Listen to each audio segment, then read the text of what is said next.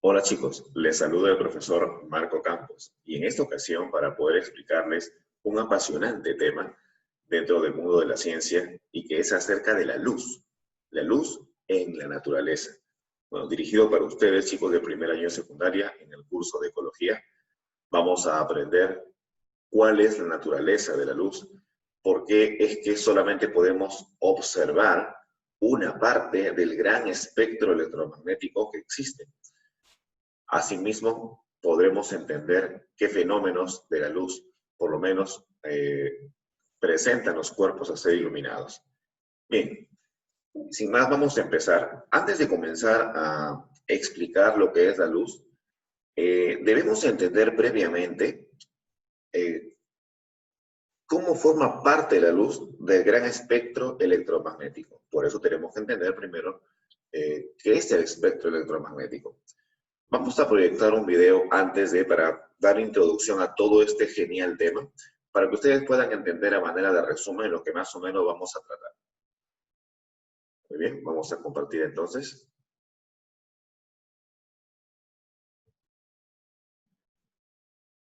Bien, ahora sí chicos, estemos atentos entonces.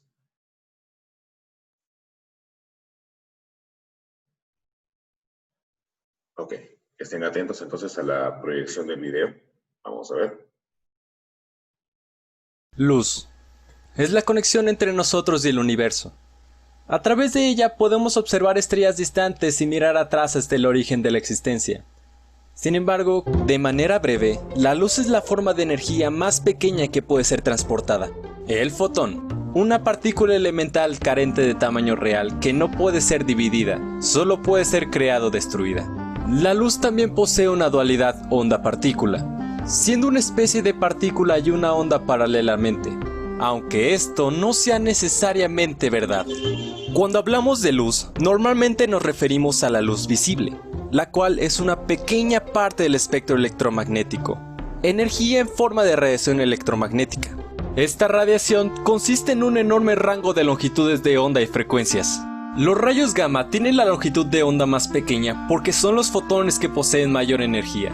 La mayoría de estos están por debajo de los 10 picómetros, tamaño que sigue siendo mucho menor en comparación con un átomo de hidrógeno. Como referencia, un átomo de hidrógeno comparado con un centavo es tan pequeño como comparar ese mismo centavo con la luna. La luz visible está en el centro del espectro electromagnético en el rango de 400 a 700 nanómetros, más o menos el tamaño de una bacteria. En el otro lado del espectro, las ondas de radio pueden ser de hasta 100 kilómetros en diámetro, mientras que las ondas más grandes que conocemos llegan a tener una longitud de entre 10.000 hasta unos impresionantes 100.000 kilómetros, mucho más grandes que la Tierra. Desde el punto de vista físico, todas estas ondas son idénticas. Todas tienen una dualidad onda-partícula y viajan en c, la velocidad de la luz. Simplemente lo que varía son sus frecuencias. Entonces, ¿qué hace que la luz visible sea especial?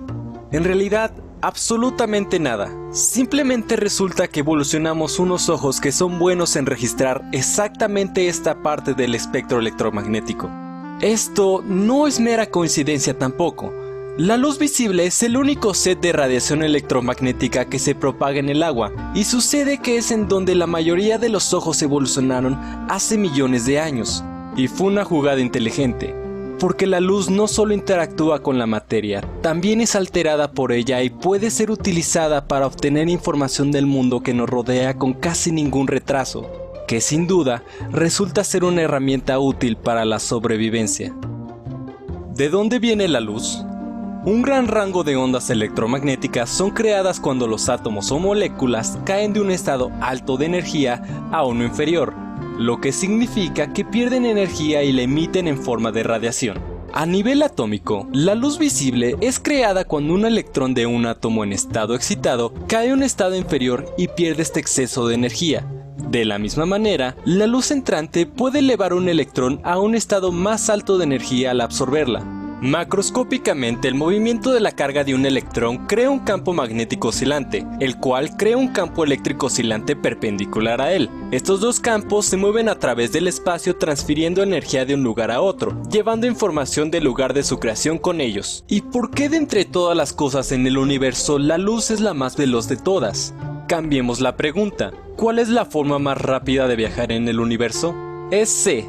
Cualquier partícula que no posea masa viaja en C sin ninguna clase de aceleración. La luz liberada por una vela no acelera hasta alcanzar la velocidad de la luz. En el justo instante de su creación, su velocidad ya es C. Sin embargo, ¿por qué C, la velocidad de la luz, es finita? Bueno, nadie sabe. Nuestro universo simplemente está construido de esta manera. No hay una respuesta inteligente para esto. Entonces, la luz es parte de un espectro, una partícula elemental que también se comporta como una onda y es propulsada por dos campos perpendiculares viajando a la velocidad límite del universo, permeándolo, permitiéndonos ver sus elementos, colocando entonces nuestra existencia en perspectiva.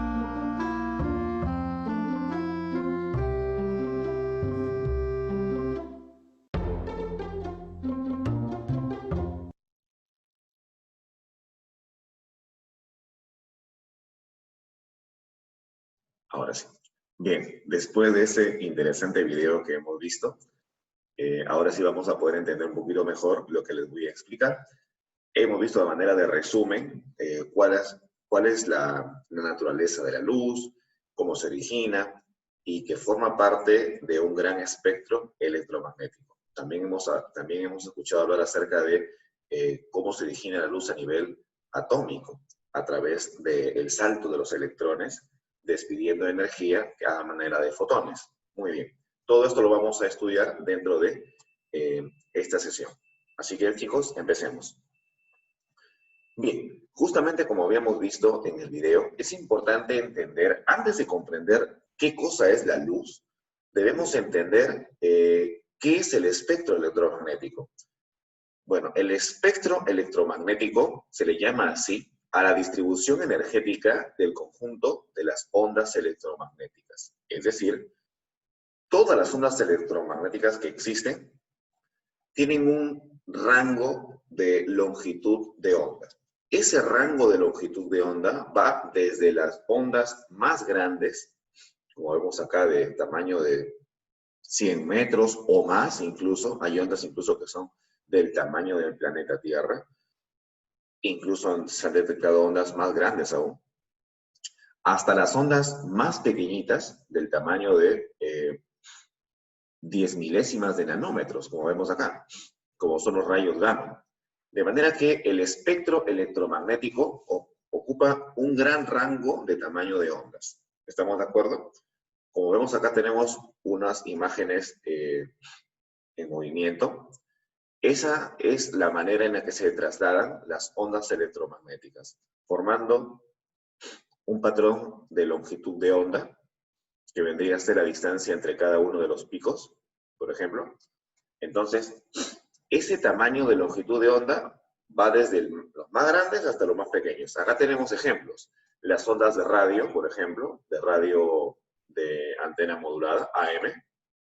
Muy pocos ya utilizamos ahora la radio, pero en un tiempo sí se utilizó bastante y sobre todo las frecuencias aún permanecen. Las ondas de radio FM de frecuencia modulada son más pequeñas. Las ondas de televisión, como vemos aquí. Las ondas de radar también. Y nos vamos acercando cada vez más a un tipo especial de ondas que son el espectro visible. Acá tenemos las ondas infrarrojas o los rayos infrarrojos y que se utilizan justamente acá en los controles de televisión. Ustedes aquí. Los controles de televisión utilizan el espectro o la parte de radiación infrarroja. Y después pasamos justamente a la luz visible. La luz, por ejemplo, acá de los bombillos, ¿no? De los focos. Este pequeño rango forma parte del espectro visible, es decir, que nuestros ojos pueden alcanzar a observar. Eso significa que las anteriores formas del espectro electromagnético no lo podemos ver, ni tampoco las que vienen después. Solamente este rango pequeño es lo que nuestros ojos alcanzan a observar. Es lo que se denomina como espectro visible. Y bueno, también tenemos los rayos ultravioletas que emite el Sol y que de alguna manera nuestra atmósfera nos protege también de estos rayos ultravioletas, pero son emitidos por el sol. Estos rayos ultravioletas no los podemos observar, pero son más pequeños aún. O sea, estamos hablando de que hacia la derecha se está haciendo cada vez más pequeña la longitud de onda. ¿Qué más? Los rayos X también son radiaciones, en este caso, que se utilizan en la medicina para poder observar los huesos a través del cuerpo, es decir, penetran el cuerpo. Y bueno, los elementos radiactivos que están en un orden menor todavía en tamaño. Acá tenemos a los rayos gamma, que también sin un control podrían afectar a las personas, ¿no?, que están expuestas a eso, ¿no?, y producir daños irreparables a las células humanas. Bien, chicos, entonces acá tenemos justamente una comparación de tamaño también acerca de las ondas. Las ondas, los rayos gamma, por ejemplo, son del tamaño de un átomo, o incluso menos todavía, menores. Y en cambio, las ondas de radio son del tamaño de edificios, pues, por ejemplo, tremendas ondas, ¿no? Entonces ya más o menos para tener una idea de cómo podrían ser el tamaño de estas ondas electromagnéticas que forman parte del espectro electromagnético.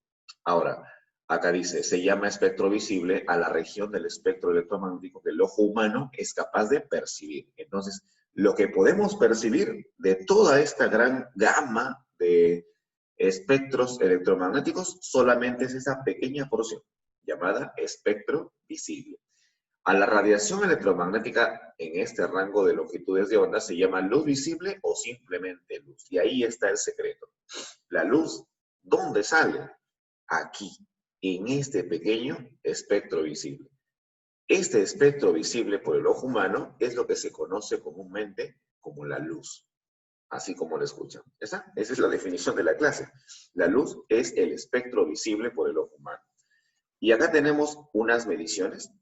El espectro visible se encuentra aproximadamente entre los 400 nanómetros y los 700 nanómetros.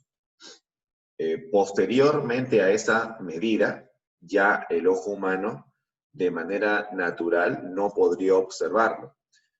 No voy a decir que todas las personas tengan ese tipo de rango, pero la mayoría lo es.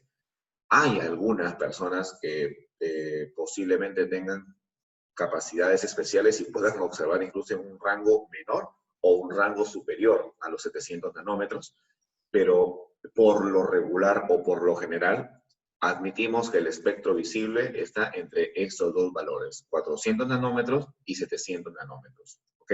Y dentro de ellos tenemos la franja de los colores, empezando por el violeta, el azul, el celeste, el verde, el amarillo, naranja y llegando al rojo, ¿ok? Muy bien. Y pasando ese color, ya tenemos otro tipo de rayos. Muy bien. Entonces, espero que haya quedado claro de dónde sale la luz del espectro visible. Es el espectro visible. ¿Y de dónde sale el espectro visible? De la gran gama del espectro electromagnético. Muy bien. Ahora sí, si nos preguntamos, ¿qué es la luz? La luz, ahora sí ya tenemos una base para poder decir, si te pregunta el profesor, ¿qué es la luz? ¿Qué vas a decir? La luz es la parte de la radiación electromagnética que puede ser percibida por el ojo humano. Es decir, es lo que podemos observar. Y como ya habíamos visto, es electromagnética. ¿Por qué? Porque tiene una naturaleza dual, una naturaleza eléctrica y magnética. Me refiero a la onda que transporta la luz. Habíamos visto en la diapositiva anterior unas onditas que tienen doble campo, ¿no es cierto? Un campo horizontal y un campo vertical. De manera física, eso justamente se refiere a electromagnético, que forman un campo eléctrico y un campo magnético. A eso se refería la forma en la cual se transmitía la onda en la diapositiva anterior. Si gustan, lo vamos a recordar acá. Ahora sí, estamos recordando acá. Estos dos campos que están uno de manera vertical y otro de manera horizontal, esos son los campos eléctricos y magnéticos, ¿ok? Muy bien, ahora sí retomamos. Y bueno, ¿por qué radiación? Porque también es emitida. Es emitida por los cuerpos que generan la luz a través como les decía, de los fotones. También por eso se considera que la luz es una forma de energía que se transmite a través de la radiación. Bueno, la luz, como todas las radiaciones electromagnéticas que hemos visto, está conformada por partículas elementales desprovistas de masa denominadas fotones. Así que los fotones son los que constituyen la luz como radiación electromagnética. Acá tenemos una imagen que dice prácticamente lo mismo que habíamos visto en la diapositiva anterior, de todos los rayos posibles. Acá tenemos las ondas de radio, los microondas, los rayos infrarrojos, ultravioleta, rayos X, rayos gamma. De todos esos tipos de rayos, incluso faltan todavía, lo que podemos observar solamente es en el rango de 400 nanómetros a 700 nanómetros, como estamos observando aquí. Eso es lo que se considera como luz visible. Acá tenemos la misma información, pero ya dispuesta en forma así parabólica. Solamente podemos observar con nuestros ojos desde los 700 nanómetros hasta los 400 nanómetros, que está en el violeta. Después de ello, después de esto, el infrarrojo no lo podemos observar. Por aquí el ultravioleta tampoco lo podemos observar. Solamente en este rango es nuestro espectro visible, ¿no es cierto? Entonces, la luz es justamente eso, lo que aparece justamente ahí, entre esos dos valores, nada más. Así como decía en el video, ¿qué de especial tiene la luz? Pues la luz en sí no tiene nada especial como luz visible, es una parte nada más del espectro electromagnético. Para nosotros sí es especial, porque nuestro sentido de la vista solamente nos permite captar esta parte del espectro electromagnético. Solamente esa pequeña parte es lo que nuestros ojos podrían captar. ¿Qué pasaría si pudiésemos captar un rango mayor de ondas? ¿Se han puesto a pensar? Bueno, eso quedaría para el análisis ya personal de ustedes. Bueno, chicos, un dato muy importante que a mí también me apasiona muchísimo, leer e investigar acerca de la luz, de manera personal o particular, les digo, porque está relacionado justamente con la historia de la ciencia.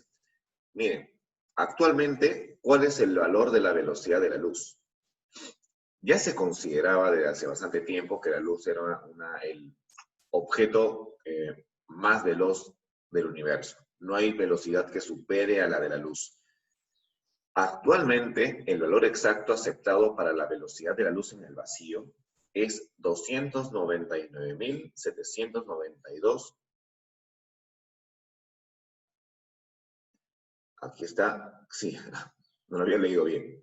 299.792.458 metros por segundo.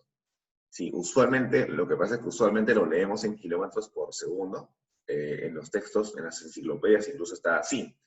Lo voy a colocar acá un costadito para que lo puedan también tener en cuenta. Ahí está.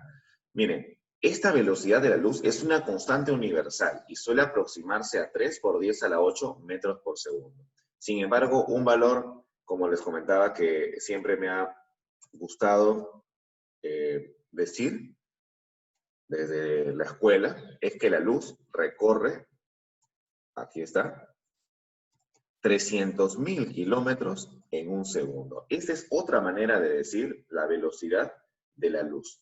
Es lo mismo que 3 por 10 a la 8 metros por segundo, sino que está convertido. Y bueno, ya sabemos que acá la lectura es 299 millones, por si acaso, ¿ah? 792.458 metros por segundo. Claro, esa es la velocidad de la luz y en el vacío que ha sido medida con mucha exactitud. Sin embargo, se le considera prácticamente como 300.000 kilómetros por segundo o 3 por 10 a la 8 metros por segundo.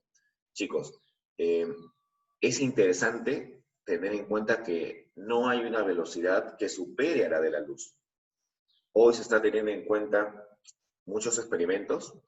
Algunos científicos están buscando lograr partículas más aceleradas todavía que la luz, pero no podemos afirmar que haya una radiación o un objeto que se mueva a más velocidad que la de la luz. Pero también hay que ser sinceros. La luz hemos visto que es una parte del espectro electromagnético, ¿no es cierto? Entonces, si tú te preguntarías, ¿y qué pasa con los rayos infrarrojos, con los rayos ultravioletas, los rayos X? ¿No pueden ganar a la luz? Chicos, todo el espectro electromagnético se mueve a esta velocidad. Es decir, ya no podemos decir que solamente la luz. Todos los rayos, todas las radiaciones electromagnéticas tienen la misma velocidad. Así que la luz, al ser parte del espectro electromagnético, como hemos visto, también tiene esta misma velocidad. Miren, y acá les estoy colocando algo interesantísimo. Esto que están viendo es la Tierra a la izquierda y este puntito hacia la derecha es la Luna. Lo que ustedes están viendo en esa línea amarilla es exactamente lo que tarda la luz en ir de la Tierra a la Luna. Es decir, 1,26 segundos. Así como lo ven. Así de rápida es la luz. Imagínense.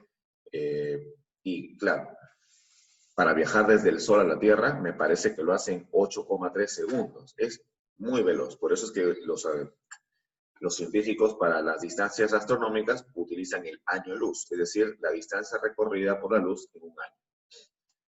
Muy bien. Ahora sí, vamos a borrar y vamos a pasar a la siguiente diapositiva. Chicos, ¿cuál es la naturaleza de la luz? Bueno, la luz presenta una naturaleza muy compleja. Depende de cómo lo observemos y se manifestará como una onda o como una partícula. Pero estos dos estados no se excluyen, sino que son complementarios. Para poder entender mejor lo que les voy a explicar a continuación, vamos a ver un pequeño video y ustedes van a poder comprender un poquito más acerca de la naturaleza de la luz. Bien, chicos, estemos atentos entonces a la transmisión del video para poder comprender la naturaleza de la luz.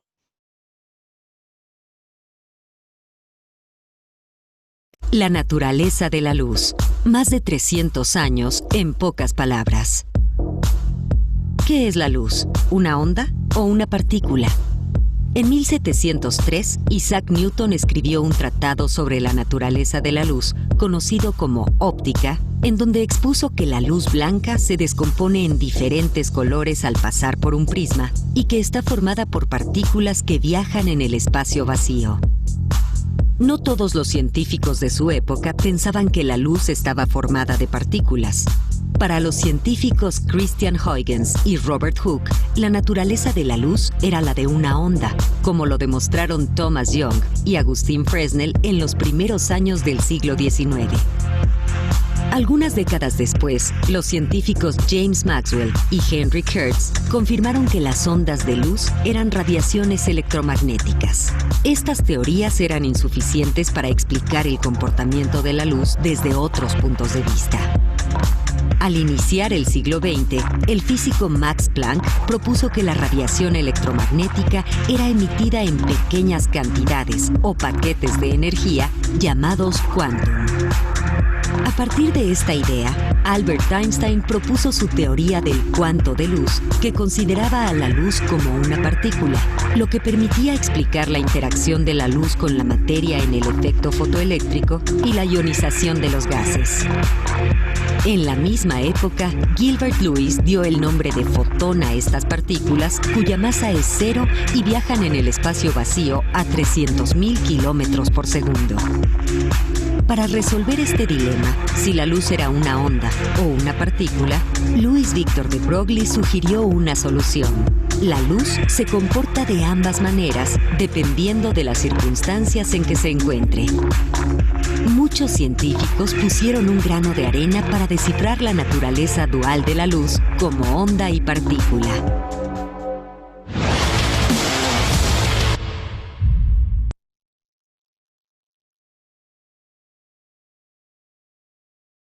Muy bien. Entonces, hemos visto el interesante video que a manera de resumen trata acerca de la naturaleza de la luz. Entonces, como veremos, la luz se podría decir que tiene una naturaleza dual. Es decir, la teoría aceptada hoy en día es más o menos lo que propuso la teoría cuántica, que es acerca de que la luz en realidad presenta una doble naturaleza. Por momentos, para algunos fenómenos se presenta como una onda, y para otros fenómenos es explicado mediante la teoría corpuscular, es decir, se comporta como una partícula o corpúsculo. Vamos a explicar de manera histórica cuáles fueron los orígenes de estas dos teorías principales, la ondulatoria y la corpuscular. La teoría ondulatoria, como bien había dicho el video, fue propuesta por Christian Huygens. La luz estaba constituida por ondas longitudinales para Huygens. Sin embargo, en 1864, James Clerk Maxwell dice que las ondas de luz son parte del espectro electromagnético, pero además no son longitudinales, como lo decía Huygens, sino que son transversales. Pero vamos, o sea, Maxwell era un científico muy reconocido porque fue el que unió las teorías eléctricas y magnéticas con las ecuaciones de campo que justamente propuso. Así que apoyó la teoría de Huygens acerca de la naturaleza ondulatoria de la luz y que naturalmente permitía explicar algunos fenómenos de la luz. Pero la teoría corpuscular fue propuesta por Isaac Newton, como dice acá, el Sir Isaac Newton. Obviamente que tenía muchísima mejor reputación en la época de Huygens, así que lamentablemente por eso quedó un poco opacado su teoría. Sin embargo, la teoría de Newton quedó como que la que predominaba en la época, pero tenía también cierta razón, porque muchos fenómenos, como la difracción, la reflexión, fueron explicados a través de la teoría corpuscular. La luz está formada por partículas o corpúsculos que emiten los cuerpos luminosos. ¿Ok?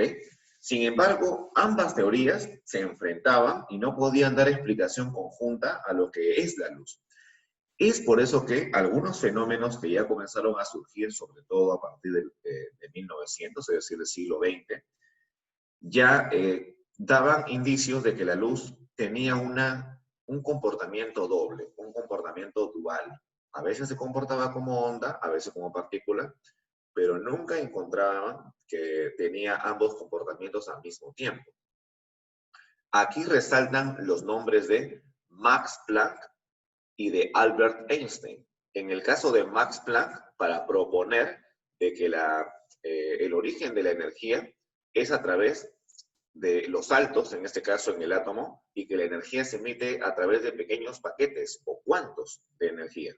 Estos paquetes o cuantos o quantum de energía, posteriormente se les denominó fotones. El fotón justamente es la emisión de energía a través de los saltos de los electrones en los orbitales que conforman el átomo. Pueden emitir energía como también pueden absorber energía para saltar a un nivel superior.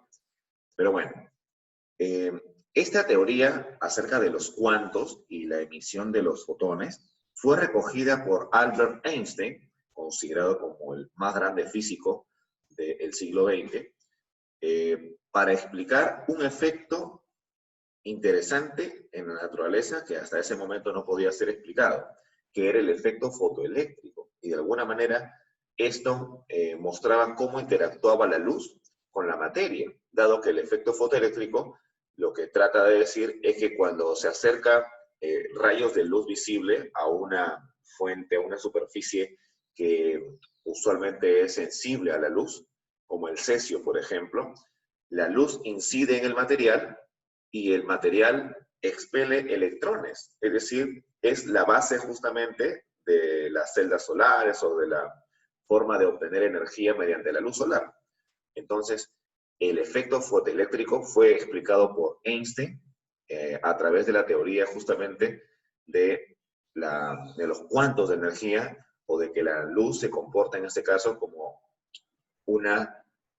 con naturaleza dual, que puede ser también corpuscular. La única manera de explicar que pueda liberar electrones a través de la incidencia de luz es de que tenga naturaleza corpuscular, no había de otra. Gracias a la explicación de este efecto fotoeléctrico es que Einstein también gana un premio Nobel. Pero bueno, lo que nos interesa es la naturaleza de la luz. Entonces, hoy en día es aceptada la naturaleza dual de la luz. Es decir, al final la teoría cuántica como que concilió ambas teorías para decir que la luz se comporta a veces como onda, porque tiene una frecuencia y longitud de onda característica, y a veces como un corpúsculo, porque se le considera a la luz como un chorro de fotones de energía. ¿Ok? Muy bien, espero que haya quedado claro que hoy en día es aceptada la naturaleza dual de la luz. Sin embargo, también es importante mencionar que ya los últimos fenómenos, los últimos estudios muestran que no conocemos mucho acerca de la naturaleza de la luz. Conocemos estas dos variantes, pero aún no podemos decir cuál es en sí. Tal vez aún permanece abstruso a nuestros conocimientos cuál es el significado de esa doble naturaleza de la luz. De repente más adelante se descubren nuevas cosas, ya incluso se ha visto algunas interesantes aportaciones, sobre todo de la teoría o la mecánica cuántica, acerca de la naturaleza dual de la luz, que muchas veces los científicos tratan de conciliar o incluso de descubrir cuál es en realidad el significado de esta intrigante naturaleza de la luz. Pero bueno, entonces pensemos que por ahora la ciencia ha avanzado hasta este punto. Conocemos que tiene comportamiento como onda y como partícula. Bueno, chicos, ahora sí pasemos a ver algo más sencillito, que son las fuentes luminosas. Bueno, ¿qué fuentes emiten luz?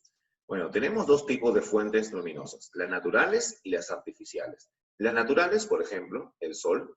Ya sabemos que el sol está formado por gases calientes que sufren transformaciones de energía, siendo estas justamente luz que se desprende. Claro, sabemos que al interior de la luz del sol, perdón, se producen grandes transformaciones químicas y esto produce justamente o se emite a través de la luz. Es interesante ver que la luz que se produce al interior del sol tal vez tarde muchísimo en salir al exterior. ¿Por qué? Porque se intersecta lo que se produce en el núcleo, me refiero, ¿no? Si en el núcleo del Sol se produce rayos de luz o electroondas, en este caso visibles de luz, tal vez tarden muchísimo en llegar a la superficie, porque se intersectan con tantos fotones, tantos átomos, o sea, hay una constante interferencia. Sin embargo, una vez puesto en el exterior, es velocísimo. Ya saben que la velocidad de la luz es aproximadamente 300.000 kilómetros por segundo. Bueno, otra fuente natural son, por ejemplo, las luciérnagas, que un órgano de estas luciérnagas produce unos cambios químicos que emiten luz y, bueno, lo utilizan para el apareamiento. Como fuentes artificiales, por ejemplo, tenemos acá al foco. El foco tiene un filamento de wolframio, que como ustedes están viendo allí, que recibe energía eléctrica y al ofrecer resistencia se hace incandescente y emite luz. Que ya creo que casi nadie utiliza focos aquí, por lo menos en ciudad, pero en su momento fue el descubrimiento más importante para poder llevar energía eléctrica a las casas. Así que siempre es importante tenerlo en cuenta, ¿no? El foco, el bombillo, fue creado por Thomas Alva Edison. Y bueno, otra manera artificial también de obtener luz es a través de las llamas. Al encender una vela o una lumbre se produce una combustión. La combustión justamente hace arder los materiales y en ellos se transforma una parte de su energía química en luz. Entonces ya sabemos, hay fuentes que son naturales y fuentes que son artificiales o generadas por el hombre. ¿Cómo se comportan los cuerpos al ser iluminados? Es decir, a cuando ya les llega una fuente luminosa. Bueno, tenemos tres tipos de cuerpos. Los cuerpos opacos, los transparentes y los translúcidos. Los cuerpos opacos no dejan pasar para nada los rayos de luz y por eso producen sombras. No podemos ver lo que hay detrás de ellos. Eso es un cuerpo opaco. Es decir, no deja pasar la luz a través de él. Llega la luz a él, pero no lo deja pasar. No podemos ver qué hay detrás. Los cuerpos transparentes, estos dejan pasar totalmente los rayos de luz. Por eso podemos ver con nitidez lo que hay detrás de ellos. Por ejemplo, acá tenemos una esferita transparente, podemos ver detrás la forma que tiene el relieve. Otro ejemplo serían las gafas, los lentes transparentes, que obviamente tendrían que dejarnos ver qué cosa hay detrás de ellos. Y finalmente los cuerpos translúcidos. Estos cuerpos dejan pasar solamente una parte de los rayos de luz que les llegan. Por eso no vemos con tanta nitidez lo que hay detrás de ellos. Es lo que se utiliza algunas veces en los baños, en las duchas, en todo caso para poder hacer un poquito de translucidez acerca de la visión hacia la ducha misma, para que obviamente por razones de privacidad no se pueda observar.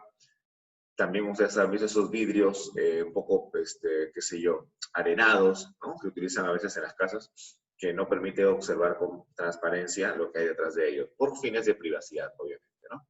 Entonces ya saben, ahí están los tres tipos de cuerpos, cómo se comportan al ser iluminados. Bien, chicos, hemos llegado al final. Estas preguntas les dejo para que puedan responderlas y de alguna manera puedan comprobar lo que han aprendido en esta sesión, en esta interesantísima sesión.